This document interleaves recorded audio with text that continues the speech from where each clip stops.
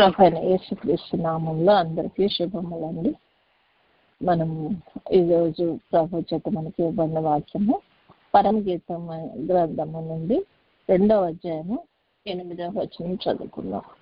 పరమగీతాలు 2వ అధ్యాయము 8వ వచనం చదువుకుందాం. ఆలకించుడి, నా ప్రియుని స్వరము వినబడుచున్నది.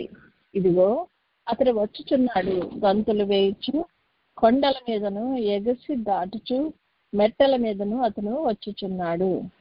మన ప్రభు దేవుని నామానికి మహిమ కలుగును గాక. మనం ఈరోజు మనతో ప్రభు మాట్లాడబోయే విషయము ప్రియుని యొక్క స్వరము. అది ఎంతమందికి వినబడుతుంది, ఎంతమంది వినగలుగుతున్నాం? మనము ప్రియుని స్వరము వివేకంతటి సమీపంలో మనం ఉన్నామా లేదా? ప్రియునితో మన యొక్క సహవాసం ఎంతవరకు ఉంది అన్నది మనము ఈరోజు ధ్యానించుకున్నాము. మరి ప్రియుని స్వరము అంటే సొలొమోన్ గారు తన వృద్ధాప్యంలో రాశారట ఈ పరమగీత గ్రంథం అనేది. మరి అని పండితులు చెప్తా ఉన్నారు. అలాగే యూదులైన వారు కూడా ఈ పరమగీత గ్రంథాన్ని వారు మోకాళ్ళ మీద ఉండి ధ్యానం చేసుకుంటూ చదువుతారట.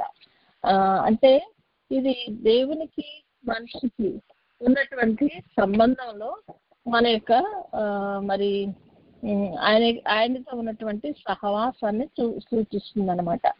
మరి పెళ్లి కుమార్తె యొక్క అంతస్తులో ఉన్నవారు సమీపంగా ఉంటారు కాబట్టి వారికి మరింతగా ఆయన స్వరం వినబడేటువంటి అవకాశం ఉందని కూడా మనం గ్రహించవచ్చు. ఇప్పుడు పెళ్లి మన అబ్బాయికో అమ్మాయికో పెళ్లి చేసామనుకోండి, వారిద్దరు మాట్లాడుకుంటున్నప్పుడు వారిద్దరి మధ్య ఉన్నటువంటి ఆ యొక్క మరి ఆప్యాయత ప్రేమలు వేరు కదండి. ఎందుకంటే స్వరం వింటూ మరి వాళ్ళు మాట్లాడుకుంటారు కాబట్టి. మరి అదే మరి పెద్దవాళ్ళు కూడా పెద్ద పిల్లలతో మాట్లాడతారు, కానీ అంత మనసు మనతో మాట్లాడతారా? వాళ్ళు మాట్లాడరు. వాళ్ళిద్దరు అయితే ఒకరినొకరు అర్థం చేసుకుంటాకి మరి చక్కగా మరి మాట్లాడుకుంటాకి మరి అవుతుంది కదా. మరి అలాగే మన స్నేహితులు ఉన్నారు, చాలా మరి ప్రాణ స్నేహితులు అనుకుంటాం అనుకోండి. మనమైతే ఏం చేస్తాం, ప్రతిదినము ఏదో రకంగా మాట్లాడుకుంటూ ఉంటాం. నాకు ఏదైనా కష్టం వచ్చినా నా స్నేహితుడికి చెప్పుకుంటాం, నా స్నేహితుడికి ఏదైనా కష్టం వచ్చినప్పుడు నాకు చెప్తాం. ఇప్పుడు మనం సంఘంలో కూడా అంతే కదండి. ఏసే మినిస్ట్రీస్లో మనకి ఎవరికైనా ఏదన్నా కష్టం వచ్చినా బాధ వచ్చినా మనం ఇక్కడ చెప్పుకుని మనం అందరం కలిసి ప్రార్థన చేసి ఆ కార్యం నెరవేరు పర్యంతం కూడా ప్రభు కాళ్ళు పట్టుకుని మనం గోజాడుతూనే ఉంటాం కదా. అంటే స్వరం మరి స్నేహితుల్లాగా కూడా మనం ప్రభువుతో ఉన్నట్లయితే మనం ఆయన స్వరాన్ని వినగలుగుతాము. మొదటిగా దేవుని స్వరం వినే వారిలో మనం ఇక్కడ చూసుకుందాం. ఏలియా గారు మొదటి రాజుల గ్రంథంలో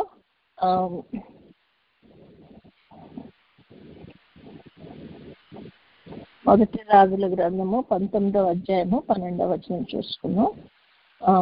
దీంట్లో చెప్తారు, ఆయన అంట మరి ఈ మోషే గారు 2 కొండల మీద ఉన్నారన్నమాట. ఒకటేమో హోరేబు కొండ, ఒకటేమో దేవుని స్వరం ఇంతకి కర్మెల పర్వతం ఒకటి, హోరేబు కొండ ఒకటి. కర్మెల పర్వతం మీద బయలు ప్రవక్తలందరినీ చంపించిన అగ్నిని కురిపించి దేవుని యొక్క కార్యాన్ని దేవుని నామానికి మహిమకరంగా గడిపింది. హోరేబు కొండలో దేవుని స్వరం వినేటువంటి మరి ఆ యొక్క గొప్ప అనుభవం కలిగినటువంటి ఆ కొండ. మరి ఇక్కడ 12వ వచనం ఉంటుంది, ఆ భూకంపమైన తర్వాత మెరుపు పుట్టిన గాని మెరుపునందు యెహోవా ప్రత్యక్షం కాలేదు. మెరుపు ఆగిపోగా మిక్కిలి నిమ్మళముగా మాట్లాడే ఒక స్వరము వినబడను. అంటే మన ప్రభు యొక్క స్వరం ఎలాంటిదంటండి, మిక్కిలి నిమ్మళముగా మాట్లాడే స్వరం అంట. మరి అటువంటి ప్రభు యొక్క స్వరాన్ని మనం ఎవరు వింటారండి? స్నేహితులైన వారు వింటారు. మరి ఈయన మంచి స్నేహితుడిగా మరి ఉండబట్టి, ఆయనకి సమీపంగా ఉండబట్టి మరి ఆ మిక్కిలి నిమ్మళమైన స్వరాన్ని వినగలిగారంట. మరి ఈయనకి ఏలియా గారికి అగ్ని పిడుగు అనేటువంటి ఒక పేరుందంట. అలాగే నిత్యము సన్నిధి చేసే సభ్యుడి అని కూడా ఉందంట. ఇంకా బైబిల్లో అయితే మనకి రోషం గల ప్రవక్త, నేను రోషం గల వాడిని అని చెప్తాడు ఆయనే కదండి. అంటే ఈయన అంత మరి ప్రభుతో అంత సన్నిహితంగా ఉంది. ప్రభు మాట ప్రకారం ఏదైనా సరే చేసినా అదే జరుగుతుంది. వర్షం ఆగిపోయింది అని ఆగిపోమన్నాడు, ఆగిపోయింది. ఆకాశం నుండి అగ్ని కురవాలన్నాడు, అలా కురిసింది. అంటే దేవుని యొక్క బిడ్డలకు దేవునితో సహవాసం చేసి దేవునికి స్నేహితులంగా దేవునికి సమీపంగా మనం ఉన్నప్పుడు మన ఆయన నామంలో మనము గొప్ప కార్యాలు చేసేటువంటి అనుభవం కూడా ఆయన స్నేహితులైన వారికి ఉంటుందని మనం దీన్ని బట్టి మనం గ్రహించవచ్చండి. మరి ఈయన కరిమెల కొండ మీద చేసినటువంటి అక్కడ ప్రార్థన చేసి అగ్నిని కురిపించారు అక్కడ. మరి హోరేబు కొండ అయితే దేవుని స్వరము విన్నాడంట. అంటే దేవుని సన్నిధిలో ఉండగా దేవుడు ఆయనతో మాట్లాడంట. మనం కూడా ప్రభు సన్నిధి అని మనం చెప్పుకున్నాము. మన ప్రతి మండే మనం చేసుకునే 1 గంట సేపు సన్నిధి చేసుకుంటున్నాం. ఈ సన్నిధి అనే కార్యక్రమంలో మనం దేవునికి సమీపంగా ఉండాల. మనం మనుషుల కోసమో మన కోసమో దేనికోసమో కాదు, ఆయన స్వరాన్ని వినటానికి మాత్రమే మనము ప్రభు సన్నిధిలో మనం ప్రవేశించిపోయినట్లయితే, ఆయన సన్నిధిని మనం విన్నట్లయితే మరి ఆయన సన్నిధిలో ఉండేటువంటి ఆ అనుభవాన్ని కూడా మనము పొందటకు అర్హులం అవుతామని కూడా మనము గ్రహించవచ్చు. అలాగే యోబు గ్రంథము 4వ అధ్యాయము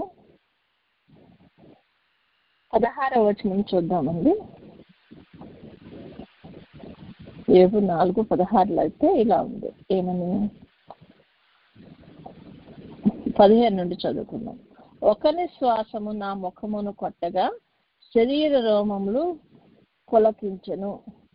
అది నిలువబడగా దాని రూపమును నేను గుర్తుపట్టలేకపోతుని. ఒక రూపము నా కన్నుల ఎదుట ఉండెను. మెల్లనైన ఒక కంఠస్వరమును నేను వింటిని. ఏమనగా, దేవుని సన్నిధిని మర్చులు నీతిమంతులగుదురా అనే ఒక స్వరం వినపడిందంట ఆయనకి. అంటే ఒక రూపాన్ని చూశాడంట, కానీ అది ఏంటి, ఎటువంటి రూపం అన్నది ఆయన మరి మనకు చెప్పగలిగిన స్థితిలో ఆయన లేడనమాట. అంటే ఆయనకి అర్థమవుతుంది, కానీ ఎలా మనకి వివరంగా ఆయన వివరించి చెప్పలేకపోయారు. కానీ కంఠస్వరాన్ని మాత్రం చెప్తున్నారు ఆయన. అంటే మెల్లని ఒక కంఠస్వరము, దేవుని స్వరము ఎప్పుడు మిక్కిలి నెమ్మదమైన మరి నెమ్మది అయినటువంటి స్వరం అని మనం గుర్తించవచ్చు అనమాట. అటువంటి స్వరాన్ని ఎవరు విన్నారండి? యోబు గారు విన్నారంట. యోబు గారి సాక్ష్యం మనకు తెలుసు కదా. మరి ఆయన దేవుని కొరకు మరి బతికినటువంటి మనిషి, తనే బతకటం కాకుండా తన కుటుంబంలో అందరూ కూడా మరి ఎటువంటి పాపాలను చేసి ఏమన్నా మరి ఇదైపోతారేమో, తప్పిపోతారేమని వారందరి కోసం కూడా ఆయన మరి ఎంతో గొప్పగా మరి వారి కోసం ఆయన మరి ప్రార్థనలు చేసి వారందరినీ కూడా వారి కోసం ప్రతి దినము ప్రార్థన చేస్తూ ముందుకు వెళ్ళారని కూడా మనం గ్రహిస్తున్నాం కదండి. అంటే మన వాక్యంలోనే ఉంది అది. మరి అటువంటి గొప్ప దేవుని స్వరాన్ని ఆయన మరి వినగలిగినటువంటి ఒక స్నేహితుడిగా కూడా ఉన్నాడంటే ఈయన. మరి దేవుని స్వరము అంటే అది ఒక ఉరుము వంటి గర్జించే స్వరం లాంటిది కూడా మనము వినొచ్చు అనమాట. మరి యోబు గ్రంథము 37వ అధ్యాయము 4వ వచనంలో ఉంటుంది. దాని తర్వాత ఉరుము ధ్వని గర్జించును, ఆయన తన గంభీరమైన స్వరంతో గర్జించును. అంటే ఆయన స్వరం గంభీరంగా ఉంటుందంట. ఉరుము ధ్వని వంటి కంఠస్వరం కూడా అలాంటి గర్జింపు కలిగినటువంటి గంభీరమైన స్వరము ఆయనది అనేసి మనం వినొచ్చు అనమాట. పెండ్లకు మారిన స్వరం వినాలంటే పెండ్లకు మారితే మరి ఆయనకి సమీపంగా ఉంటూ ఆయనతో సహవాసం చేస్తూ మరి వారిద్దరు ఒకరినొకరు అర్థం చేసుకుంటూ ఒకరినొకరు ప్రేమించుకుంటూ మరి తన జీవితం అంతా కూడా కలిపి గడపాలనుకుంటారు కదా.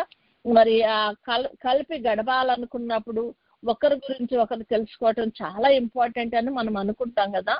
అదేవిధంగా మనం 1000 ఏండ్ల పరిపాలన కాకుండా మరి నిత్యము జీవితాంతము కూడా మనము ప్రభువుగా గడపాలనుకున్న మనము ప్రభువును మనం ఎంతవరకు నేర్చుకుంటున్నాము, ఎంతవరకు మనం ఆయన్ని ఎరిగి ఉంటున్నాము, ఆయన స్వరాన్ని ఏ విధంగా మనం వినగలుగుతున్నాము. మనము ఒక పెండ్లకు మార్తెగా మరి ప్రభు స్వరం వినగలిగిన స్థితిలో ఉండాలంటే మరి మనం దానికి ఏం చేయాలి? పెద్దవాళ్ళలాగా ఇదిగో బాబు నీకు ఇష్టమైన అదా ఇదా, లేకపోతే అమ్మాయి నీకు ఇష్టమైన అది ఒకటి మాత్రమే అడగటం కాదు. నిజంగా అసలు ఈ అమ్మాయి హృదయంలో ఎంత ప్రేమ ఉంది అదంతా చూడాలంటే పెండ్లి కుమారుడు మాట్లాడుకున్నప్పుడే మరి వారిద్దరికి ఒకరినొకరు అర్థం అవుతూ ఉంటారు కదండి. మరి మిగిలిన వాళ్ళకి అందరూ అర్థం అవుతారా? ఆ అమ్మాయికి ప్రేమ ఉందా లేకపోతే అబ్బాయికి ప్రేమ ఉందా అని అనుకుంటూ ఉంటాం. కానీ ఈ యొక్క సంబంధము పెండ్లి కుమారుడితో దేవుడు ఎందుకు పోల్చాడంటే వారి మధ్య ఉన్నటువంటి ఆ ఇంటిమసీ అట్లాంటిది. అటువంటి అంత క్లోజ్నెస్ లో మనం ఉండాలి. ఇద్దరు ఏక శరీరం అంటున్నాడు ప్రభు కదండి. ఒక శరీరముగా ఉండాలి అంటే మనం ప్రభుతో ఏక శరీరమై ఉండాలంటే ప్రభుతో మనము సహవాసం చేయాలి. అది దేవుని యొక్క ఇంపార్టెంట్ అయినటువంటి ఉద్దేశము. కాబట్టి మనం ప్రతిదినము ప్రభు సన్నిధికి వస్తున్నాము, ఏదో మాట్లాడుతున్నాం, పిచ్చాపట్టి వెళ్ళిపోతున్నాం అన్నట్లు ఉండకూడదు.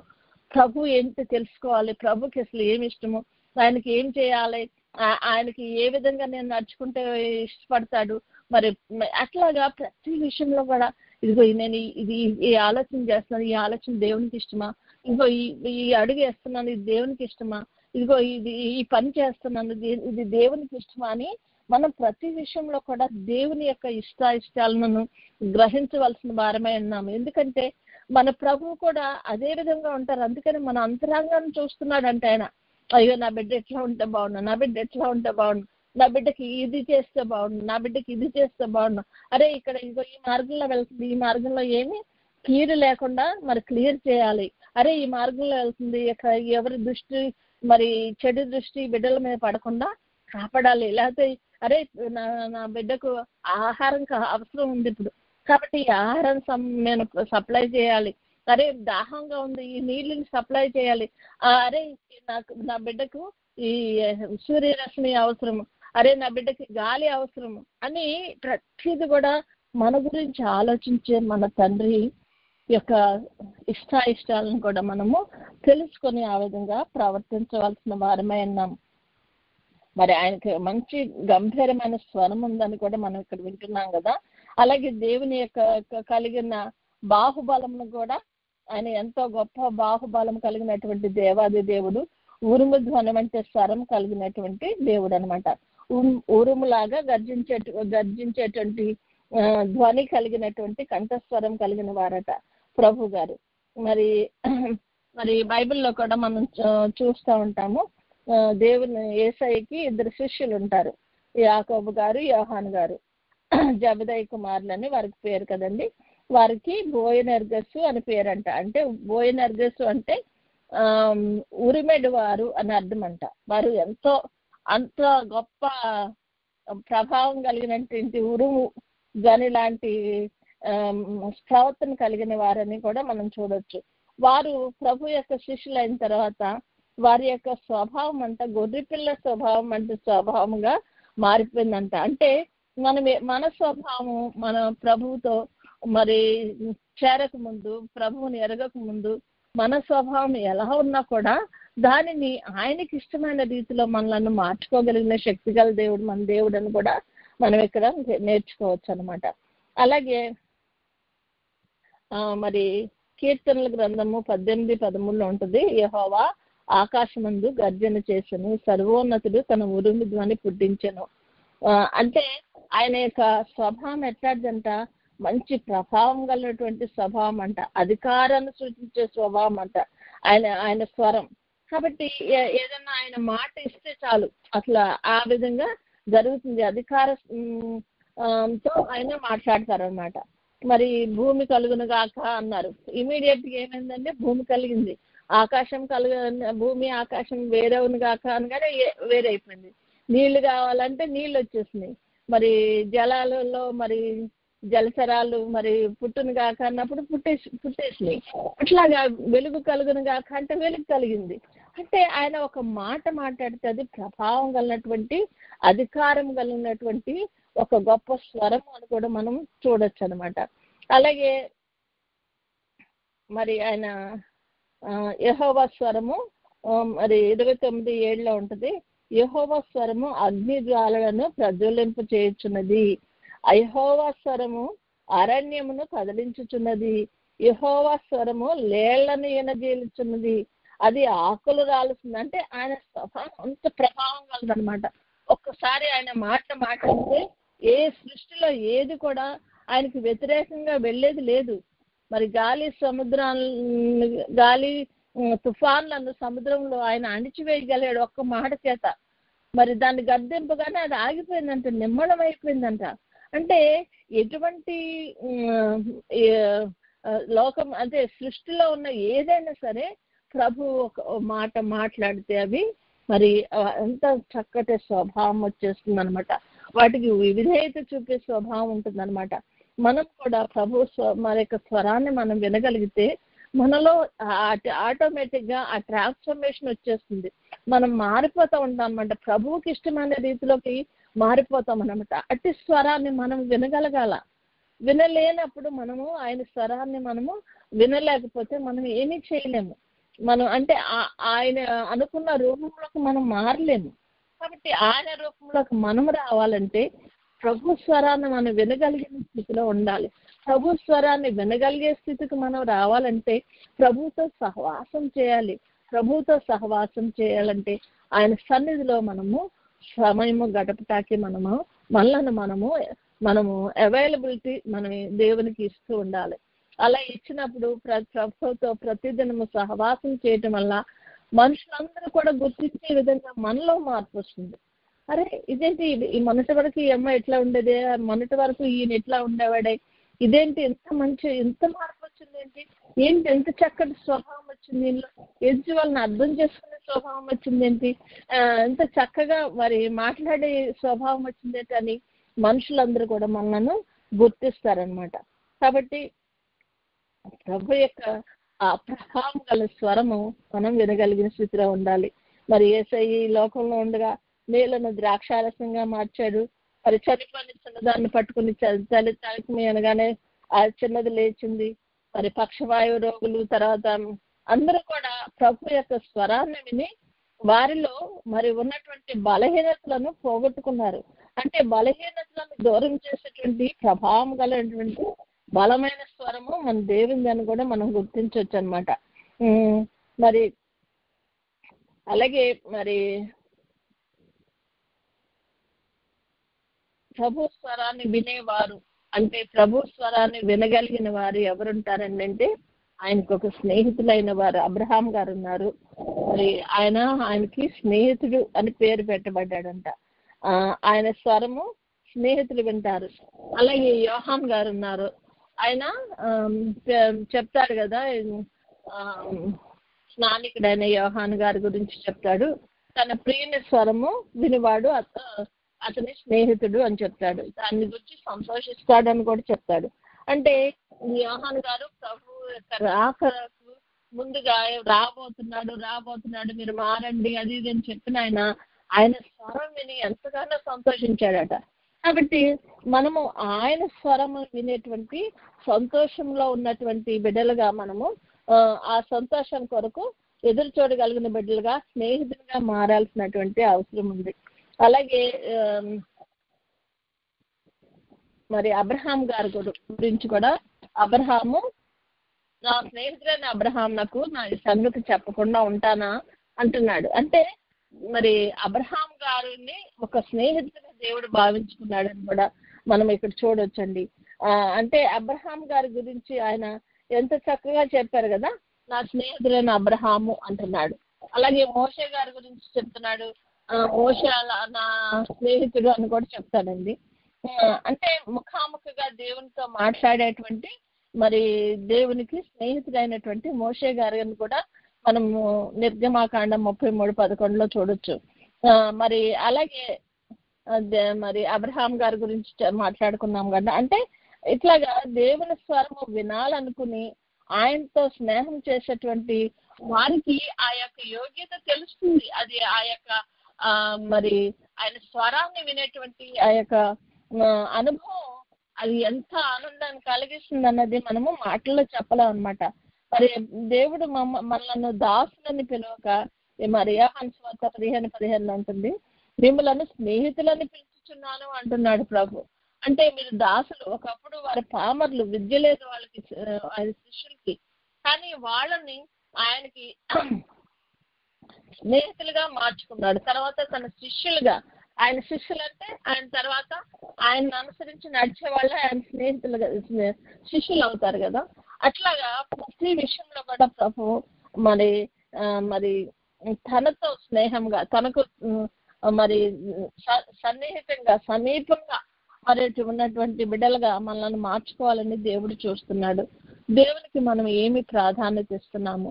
మనం ఇతర మనుషులు, మనం మామూలుగా ఈ లోక సంబంధమైన స్నేహితులతో ఎన్ని మాట్లాడుకుంటామో, మనసు విప్పి ప్రతిదీ కూడా చెప్పుకుంటూ ఉంటాం. ఇది ఇలా అని కనీసం తినే తిండి గురించి కూడా మనం ప్రతిదినం మాట్లాడుకుంటూ ఉంటాం. అంటే మన దేవునితో మనము మరి ఆ యొక్క రాబోయే నిత్య జీవంలో మనలను మన తన స్నేహితులుగా భావించుకుని మనం ఎల్ల కాలము జీవించవలసినటువంటి ఆ నిత్య జీవం కొరకు మనం ఏం చేస్తున్నాం? ఈ లోకంలో ఈ ఉన్నటువంటి ఒక 1 నుంచి జీవితం అనుకుంటే, మరి అసలు పరలోకంలో నాకు ఎల్లకాలం ఉండేదే కదా. ఈ ఒక్క 1 నుంచి జీవితం కోసం మనం ఏం చేస్తామండి? ప్రపంచాన్ని చుట్టొస్తాము, ప్రతి మనిషిని ఇట్లా అట్లా అనుకుంటూ, ప్రతి విషయంలో కూడా మనం స్నేహితులతో మాట్లాడుకుంటూ మన సమయాన్ని ఎంతో వెచ్చిస్తూ ఉంటాం. కానీ అది టెంపరీ. ఒకళ్ళ మనిషికి మంచిగా వారి పరిస్థితులను బట్టి కూడా మారిపోయేటువంటి పరిస్థితులు ఉన్నటువంటి మనుషులు, కానీ మారని దేవుడు మన దేవుడు. మనల్ని ఎప్పుడు కూడా విడిచిపెట్టిన దేవుడు మన దేవుడు.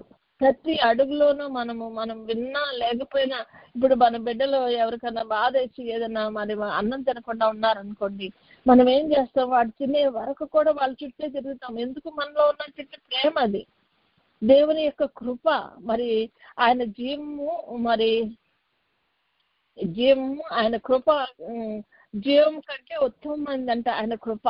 అటువంటి కృపను మనకు కృమ్మరించే దేవుడు మన దేవుడు. అటువంటి స్థితిలో మనల్ని నిలిపే దేవుడు. మనం మాట్లాడకపోయినా కూడా దేవుడు ఏం చేస్తాడండి? మనకు సరైన స్థితికి మనకు అందుతుందా? నీళ్లు తాగుతున్నామా? వాక్యాహారం తీసుకుంటున్నామా? అరే మనం ఆత్మలో బలంగా ఉన్నామా అని మన కొరకు ఆయన అనునిత్యము కూడా మన కొరకు పాటుపడే దేవుడు మన దేవుడు. దాని కొరకు అటువంటి మరి ప్రేమ కలిగినటువంటి, కృప కలిగిన దేవుడు మనకు సమీపంగా ఉన్నప్పుడు మనం వెతకాలి కదా. సమీపంగా ఉండగానే మనం వెతుక్కోమంటున్నాడు ప్రభు కూడా. కాబట్టి ఆయన మనకు సమీపంగా ఉన్నాడు. ఈ కృపాకాలంలో మనకి ఇంకా బైబిల్స్ ఉన్నాయి. ఈ కృపాకాలంలో మనం ప్రార్థన చేసుకుంటే అవకాశాలు ఉన్నాయి, మనం ప్రార్థించే స్థలాలు ఉన్నాయి. మనం ఇట్లా పబ్లిక్ గా మనం మాట్లాడుకునే, దేవుని గురించి మాట్లాడుకునే పరిస్థితులు ఉన్నాయి. రేపు పొద్దున ఆ పరిస్థితులన్నీ ఎగిరిపోయేటువంటి దినాలు వస్తున్నాయి. ఆ దినాల్లో కనీసం బైబిల్ అనేది మనకు కనపడదంట. అందుకని అసలు చాలా మంది చెప్తారు, మన బైబిల్ని కంటత పెట్టుకుంటే తప్ప, మరి ప్రతిదీ మీకు కుదిరినంత వరకు కంటత పెట్టేసుకోండి. ఎందుకంటే రేపు పొద్దున ఆ పరిస్థితిలో మనకు అసలు బైబిల్ అనేది కనపడదు. బైబిల్ చించేస్తారు, బైబిల్ అనేది కనపడినప్పుడు దేవుని గురించి కానీ బైబిల్ గురించి కానీ మాట్లాడుకునే దినాలు కూడా ఉన్నమాట. కాబట్టి ఆ దినాలు మనకు రాకముందే, మరి ముండ్ల కంపల సెగ కొండలకు తగలక మునిపే అని దేవుడు వాక్యంలో ఉన్నట్లుగా, మనకు ఆ స్థితి రానకముందే మనం దేవుణ్ణి ఎంత మరి గట్టిగా మనం పట్టుకుని ఉండాలో, మరి దేవుని కొరకు మనం ఏమి చేయాలో ప్రతి విషయంలో కూడా ఒక అవసరమైతే చావుటకు కూడా సిద్ధపడి ఉండాలి. కానీ దేవుణ్ణి విడిచిపెట్టకూడదు. ఆ షడ్రకు మెషకు అబెద్నెగో చేసింది అదే. వాళ్ళకి తెలుసు, ఇది కనుక మనం చేయకపోతే, దేవునికి వ్యతిరేకమైన కార్యాన్ని మనం చేయకుండా ఉన్నట్లయితే మనలను అగ్నిగుండంలో వేస్తారని తెలుసు, అది మరణం అని తెలుసు. అయినప్పటికీ వాళ్ళు దేవుని కొరకు నిలబడబట్టి, దేవుని మరి జీవము గల దేవుడు వారితో ఉండి ఆ యొక్క మొండ్ల కంపల సెగ వాళ్ళకి తగలకుండా, మరి ఆ యొక్క అగ్నిగుండం యొక్క ప్రభావం వారి మీదకు రాకుండా దేవుడు కాపాడగలిగాడు. వాళ్ళని త్రోసివేయటకు వెళ్ళినట్టు వారు చనిపోయారంట ఆ యొక్క అగ్ని జ్వాలల వేడికి. అంటే మన దేవుని యొక్క కృప మన ఏడలో ఎప్పుడు ఉంటుందంటే, మనం కూడా ప్రభువుని గట్టిగా పట్టుకుని ఉండాలా. మనం మరణానికైనా సరే, మరణమైనా సరే ఇది దేవుని విషయము అని మనకు తెలిసినప్పుడు దాన్ని విడిచిపెట్టకుండా ఉండాలా. అలా ఉన్నప్పుడే మనము నిత్య జీవానికి వారసులమవుతాము. నిత్య జీవంలో మన స్నేహితుడు, మన ప్రియుడు అయినటువంటి ప్రభువుతో ఎల్ల కాలము ఉండే అటువంటి గొప్ప స్థితి మనకు వస్తుంది. కాబట్టి మనం ఏం చేస్తున్నాము, ఈ లోకంలో మనకు సమయం ఉంది కదా, ఇదిగో ఈ సమయం దానికి వెళ్దాము, దీనికి పెడదాము, ఇదిగో ఈరోజు బయటికి వెళ్దాము, షాపింగ్ చేద్దాము, ఇవన్నీ కూడా మనకు అవసరాలే. అని వాటన్నిటిని మించి అవసరం ఏంటంటే దేవుని ఉగ్రత సమీపంగా ఉంది. ఆ ఉగ్రతకు మనం చోటీయకుండా ఉండాలంటే ప్రభు యొక్క రెక్కల నీడన మనం భద్రపరచబడి ఉండాలి. ఆయన రక్త ప్రోక్షణ కింద మనము దాయబడి ఉండాలి. అలా ఉన్నప్పుడే మనము ఆ యొక్క ఉగ్రత నుండి మనం తప్పించుకుంటాము. ఆ ఉగ్రత పాలైన వారు దేవుని ఎరగని వారు. కాబట్టి మనం దేవుణ్ణి ఎరిగిన బిడ్డలుగా ఉండాలంటే దేవునితో సహవాసం చేద్దాము. దేవుని సన్నిధిని మాత్రం ప్రతిదినము మన జీవితాల్లో అలవర్చుకుందాము. దేవునితో ఉన్నటువంటి ఆ గొప్ప మరి ఆ యొక్క ఆ సహవాసం యొక్క విలువను గ్రహించే మరి విశ్వాసముగా ఆయనకి ఇష్టమైన బిడ్డలముగా మనం ఉండినట్లు దేవుడు మనకు అనుగ్రహించి మనల్ని అంతం వరకు నిలకడగా తనలో నిలుపుకుని మరి ఆయన రాజ్య మహిమలో మనం అందరము ప్రవేశించలాగిన దేవుడి సహాయం దయచేయనుగాక. మనము మన బిడ్డలు మన కుటుంబాలు ఒక్క డెక్క కూడా విడవబడకుండానట్లు ఉండాలని మనం ప్రతిదినము ప్రార్థిస్తుండగా మరి ప్రభు మన యొక్క ఆశను నెరవేర్చి మరి ప్రతి విషయంలోనూ ఆయనతో సహవాసం చేస్తూ ఆయనతో నడుస్తూ హానోకు గారు మరి ఏ విధంగా అయితే దేవునితో నడిచి మరి ఆయనతో పాటు కొనుక్కోబడ్డారో మరి ఈ యొక్క అంత్య దినాల్లో ఉన్న మనము ప్రభువుతో నడిచి మరి అది ఇంత ఈజీ అంటే ఈజీ ఎందుకు కాదు, కానీ ఈజీ కాకపోయినా కూడా మనం చేయాల్సిందనమాట. మరి ప్రవాహం ఉధృతంగా వస్తున్నప్పుడు చేప ఎదురు ఎందుకు ఎదుగుతుందండి? అది ఈజీయా? ఈజీ కాదు. ఈజీ అయితే మరి దాంతో పాటు కొట్టుకుని పోవాలా, కానీ అది అట్లా చేయబట్టి మంచి నీటి ప్రదేశానికి వెళ్తుందంట. కాబట్టి మనం కూడా ఈ యొక్క లోకంలో ఉన్నటువంటి ప్రతి విధమైన శోధనను తట్టుకుని ప్రతి విధమైన బాధను మరి ప్రక్కకు పెట్టి మన గురి, మనకు దృష్టి, మన యొక్క మనసు ప్రతి నిమిషం కూడా ప్రభువు మీద పెట్టుకుని మనం ముందుకు సాగినట్లయితే మరి ప్రతి విషయంలో కూడా దేవుడు మనల్ని ఆశీర్వదిస్తాడు. అతి ధన్యతలో మనమందరము కూడా మరి ముందుకు సాగినట్లు దేవుడు అనుగ్రహించును గాక. మనల్ని ఏర్పాటు చేసుకుని ఈ యొక్క తన సన్నిధిలో కూర్చుండి పెట్టుకున్న దేవాది దేవునికి కృతజ్ఞతలు చెల్లించుకుందాం. దేవుడు ఈ వాక్యాన్ని దీవించి ఆశీర్వదించును గాక. ప్రైజ్లాడండి. మనం ఇప్పుడు సన్నిధిలోకి వెళ్దాం.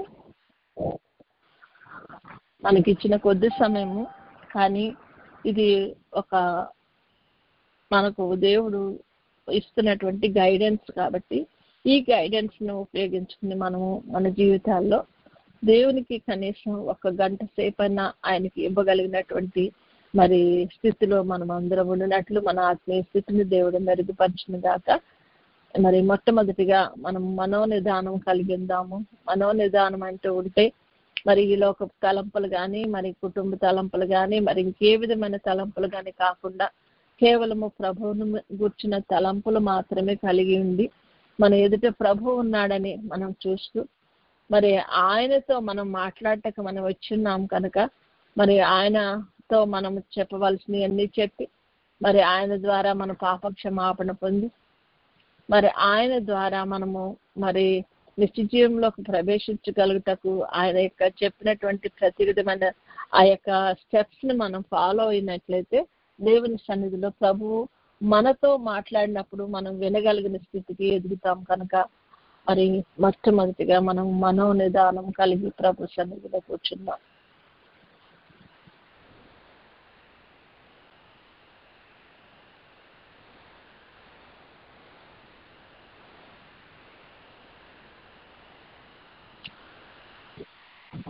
మనోనిదానం కలిగిన మనము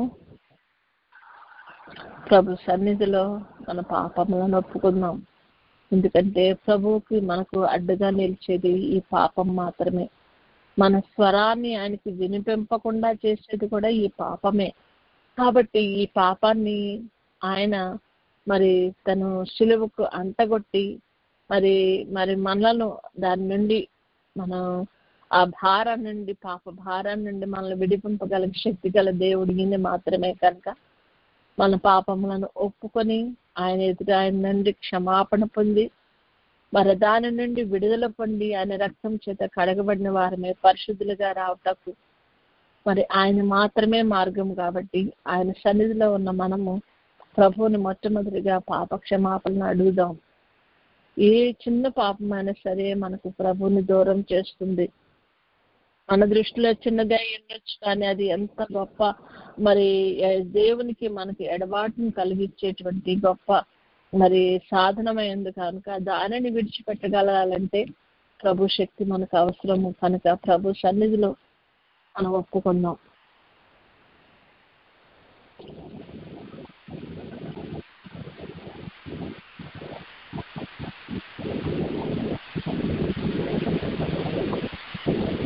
పాపములను ఒప్పుకున్నాం. మనము మరి ప్రభు సన్నిధిలో తీర్మానం చేసుకుందాం. పరిశుద్ధుడా పరమ తండ్రి, నీతో సహవాసం చేయాలని తీర్మానించుకుంటున్నానయ్యా.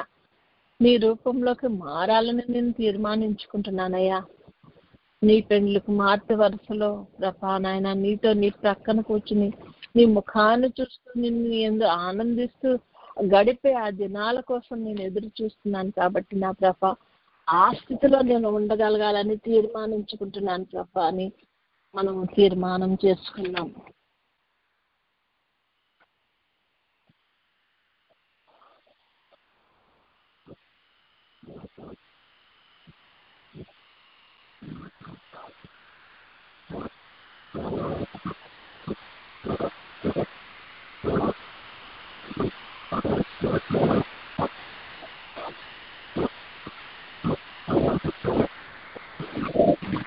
తీర్మానం చేసుకున్నాం. మనము మన తీర్మానంలో నిలిచుండటకు కావాల్సిన శక్తి కొరకు ప్రభువుకు మనల్ని మనము సంపూర్ణంగా సమర్పించుకుందాం.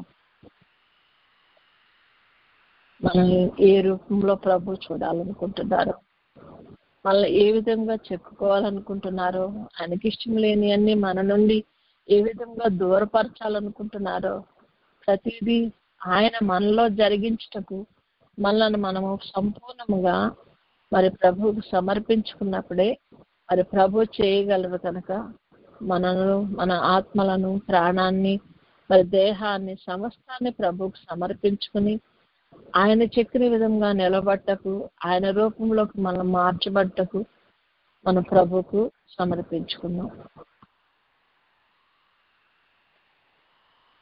ఆయనకు మనల్ని మనం అప్పగించుకున్నాం.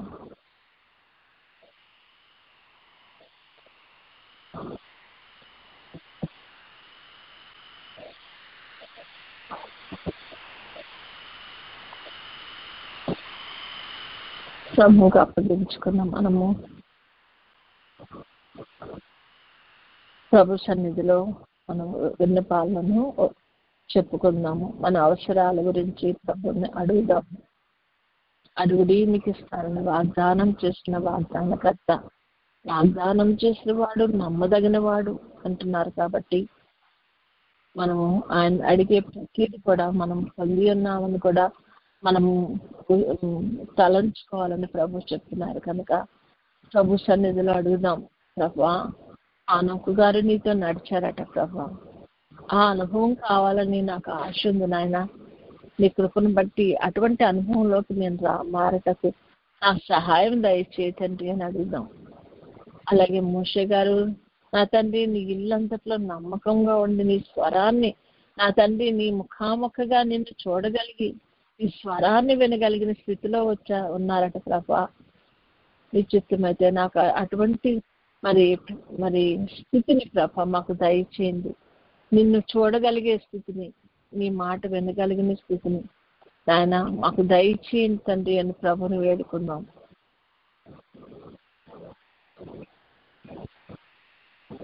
శిష్యుడని యోహాను గారు, నా ప్రభా నీ రొమ్మున ఆనుకొని, నా ప్రభా నా తండ్రి నీకు సమీపంగా నువ్వు ఏం చెప్తావు అది ప్రతిదీ కూడా ఆయన మరి వినగలిగే స్థితిలో ఉన్నారట ప్రభా.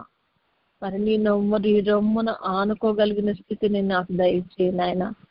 అటువంటి సన్నిహితమైన సంబంధం నీతో నేను కలిగి ఉండగలిగిన స్థితిని నాకు దయచేయి ప్రభా అని అడుగుదాం.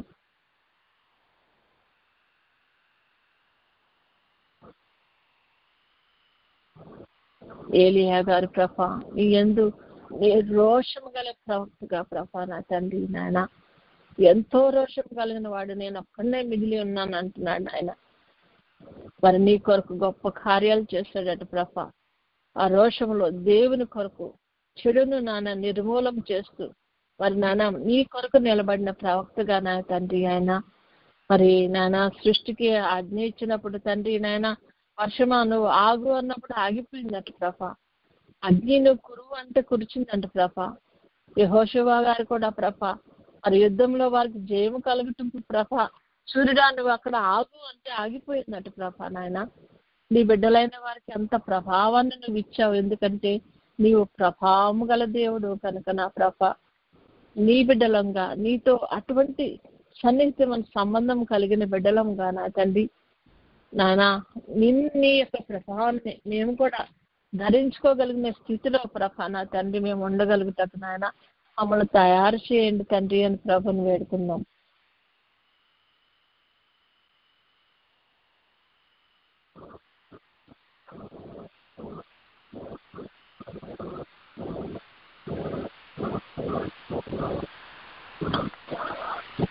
అదేవిధంగా తండ్రి అబ్రహాం గారు దేవుని స్నేహితులని పిలువబడ్డాడని మేము వింటున్నామయ్యా. నా తండ్రి తన కుటుంబంలో ఉన్న తండ్రి పశువులతో సహా ప్రతి వారు కూడా నీ నామంలో తండ్రి మోకరించేవట తండ్రి నాయన. అంత ప్రభావంతో నీ కొరకు నిలబడినటువంటి అబ్రహాం గారు నాయన ఆ స్థితిలోకి మేము రావాలంటే నీతో అనుదినము మేము సహవాసం చేయాలి కనుక నా ప్రభా మా పరిస్థితులను మా సమయాలను చక్కపరిచి నా ప్రభ అనుదినము నీ సన్నిధిలో మేము కనపడి నాయన నీతో సహవాసం చేసి నా ప్రభ నీ స్నేహితులని పిలువబడగలిగిన గొప్ప స్థితిని ప్రభ మాకు దయచేయి తండ్రి అని ప్రభుని వేడుకుందాం.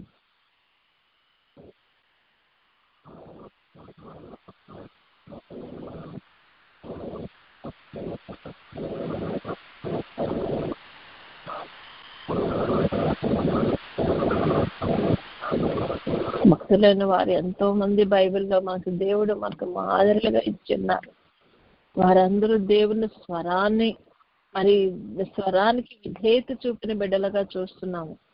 మరి ప్రభు స్వరాన్ని వినగలిగి ఆయనకు విధేయత చూపగలిగిన స్థితిలోకి మనం మారాలంటే ప్రభు సన్నిధిలో అనుదినము కనపడగలగాల, ఆయనతో సహవాసం చేయగలగాల.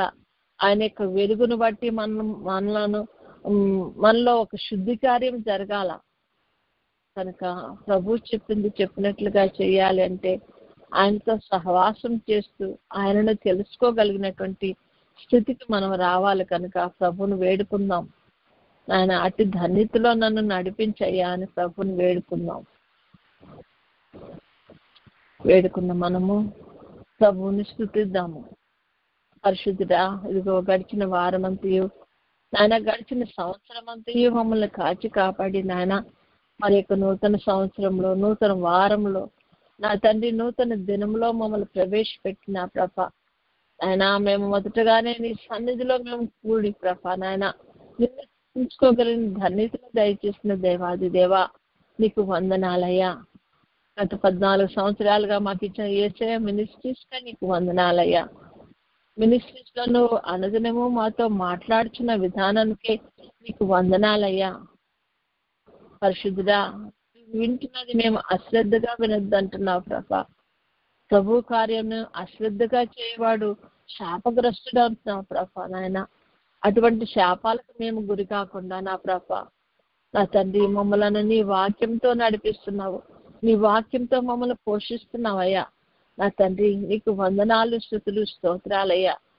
నిన్ను తెలుసుకునే విధంగా మాకు సహాయం చేస్తున్న దేవాది దేవా నీకు వందనాలు స్తుతులు స్తోత్రాలయ్యా. నీకు సమీపంగా ఈ లోక జీవితం సాగించునే ప్రభా హానోకు గారు నీతో నడవగలిగారట కనుక నా ప్రభా అట్టి ధన్యతలో మేమందరం కూడా నా తండ్రి మా కుటుంబాలను చూసుకుంటూ మా బాధ్యతలు నెరవేర్చుకుంటూ మా ఉద్యోగాలను చూసుకుంటూ కూడా ప్రభా నాయన నీతో సన్నిహితమైన సంబంధం కలిగి ఉండి నాయన నీతో సహవాసం చేస్తూ నీతో నడవగలిగిన మరి గొప్ప ధన్యతను ప్రభా మాకు దయచేయటకు ప్రభా నీవు మమ్మలను తర్పీచేస్తున్న దేవాది దేవా నీకు వందనాలు స్తుతులు స్తోత్రాలయ్యా. నీకు ఏమిచ్చి కూడా మేము రుణం తీర్చుకోలేము నాయన. కనికరించు తండ్రి, సహాయం చేయ తండ్రి.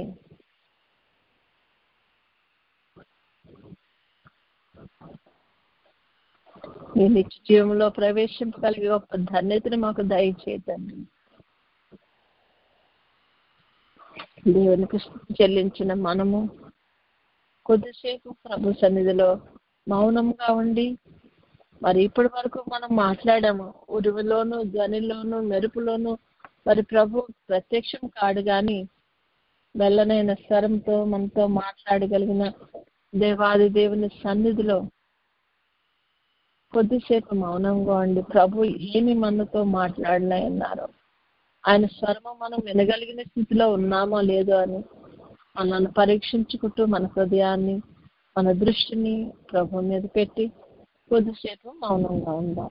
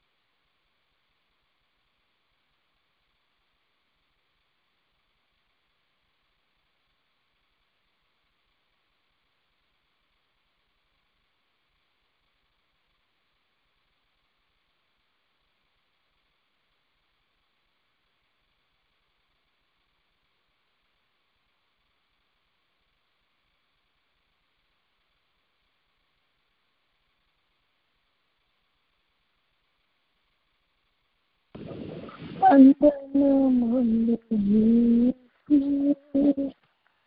శుభవందనములు నీకు, ఆనందముతో కూడిన నా హృదయ వందనములు నీకు.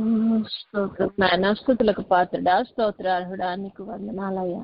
అవును తండ్రి నాయన, మేము ఈ లోకములు నడుస్తున్నాం ప్రభా, కానీ ఇది శాశ్వతం కాదు అని మేము గ్రహించినప్పటికీ ఈ యొక్క బంధకాల నుండి, బంధాల నుండి, నా ప్రభా ఉచ్చుల నుండి, నా తండ్రి వలల నుండి మమ్మలను మేము విడిపించుకోలేనటువంటి మరి దుష్టమైనటువంటి స్థితిలో ఉన్న మమ్మలను ప్రభా కనికరించి నాయనా ప్రభా, మరి ఒకప్పుడు పామర్లు, విద్య లేని వారు అయినటువంటి వారిని నువ్వు ఏర్పరచుకుని ఏ విధంగా నీ శిష్యులుగా చేసుకుని నా ప్రభా వారిని స్నేహితులని పిలుచుకుని నా ప్రభా నాయన నిన్ను వెంబడించే బిడ్డలుగా, నీ తర్వాత నీ కార్యములను చేయగలిగిన శక్తి గల వారిగా మార్చిన దేవాది దేవా, ఇగో తండ్రి మమ్మలను ప్రభా నాయన గత 14 సంవత్సరాలుగా నాయన నువ్వు ఏర్పరచుకున్నావు. మాకు అంతకు ముందు నా తండ్రి నీతో ఈ విధంగా నడవడగలిగేటువంటి స్థితి మాకు లేకపోయినప్పుడు నాయన మమ్మల్ని ఏర్పరచుకొని నాయన అయోగ్యులమైన మమ్మల్ని యోగ్యులుగా చేయటకు ప్రభా ఏర్పరచుకున్న దేవాది దేవ,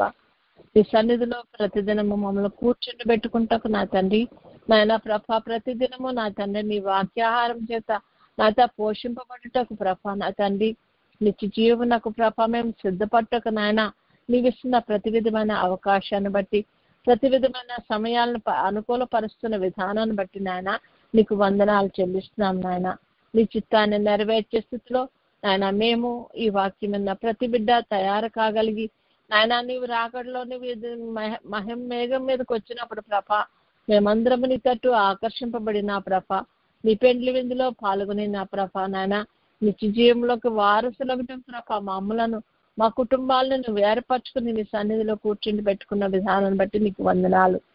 మరి తండ్రి నాయన నిన్న జరిగినటువంటి నా తండ్రి నాయన కార్యక్రమం అంతట్లో ప్రభా నా తండ్రి మాకు యొక్క మరి యానివర్సరీ విషయంలో ప్రభా నువ్వు కృపను కనపరిచిన దేవా నీకు వందనాలయ్యా.